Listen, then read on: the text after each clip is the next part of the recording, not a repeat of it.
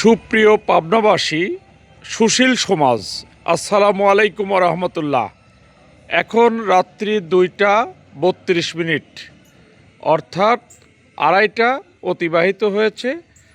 আজকের এই সময় অনুসারে শনিবার দিন আমি সুদূর মানিকছড়ি থেকে ঢাকায় কর্মচারীদের একটি ক্যাজুয়াল ভিত্তিক কর্মচারীদের একটি অনুষ্ঠান, পাবনা গণমানুষের নেতা অ্যাডভোকেট শামসুর রহমান শিমুল বিশ্বাস এমপি পাবনা 5 আসন, তার প্রধান অতিথি থাকা অবস্থায় আমি সেই অনুষ্ঠান শেষ করে পাবনায় হিমায়তপুরে এলাম।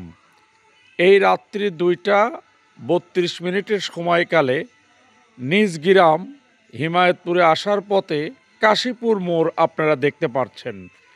এই যে কাশীপুর মোড়টা, এই কাশীপুর মসজিদ, এই যে মেডিকেল হাসপাতাল হচ্ছে, যদিও বা ভিডিওতে দেখা যাচ্ছে না, অন্ধকার অবস্থা।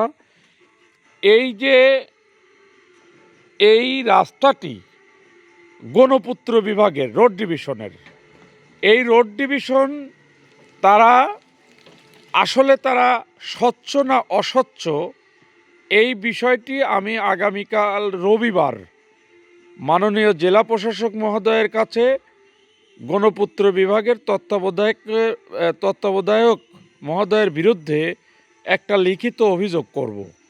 আমি এই লিখিত অভিযোগটি এই কারণেই করব যে তাদের অর্থ আছে, তাদের বরাদ্দ আছে এবং তাদের সকল পরিমাণ কাজকর্ম করার মতো সরকারের অর্ডার আছে, কিন্তু এই রাস্তা দিয়ে প্রতিনিয়ত প্রায় লক্ষাধিক মানুষ চলাচল করে। বাংলাদেশের 64 জেলা থেকে এই হিমায়তপুরে মানুষ আসে।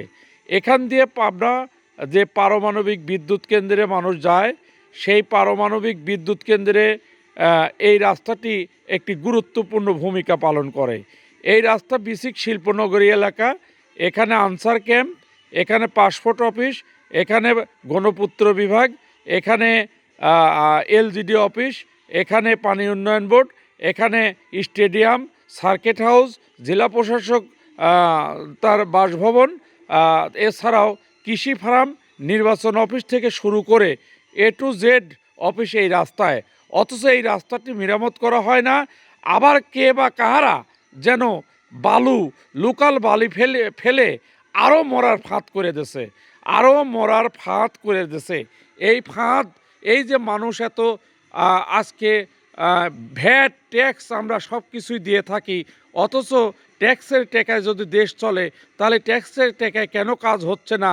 এই মর্মে আমি কালকে রবিবার জেলা প্রশাসক মহোদয়ের কাছে গণপূর্ত বিভাগ রোড ডিভিশনের নির্বাহী প্রকৌশলীর বিরুদ্ধে আমি একটা লিখিত অভিযোগ করব, এই আশা ব্যক্ত করি এবং এই কাজটা যেন হয় এজন্য বাংলাদেশ সরকারের দৃষ্টি আকর্ষণ রাখবো। যথাযথ কর্তৃপক্ষের দৃষ্টি আকর্ষণ করে শেষ করছি। আসসালামু আলাইকুম রহমতুল্লাহ। মোহাম্মদ জাহাঙ্গীর হোসেন, হিমায়তপুর, পাবনা থেকে।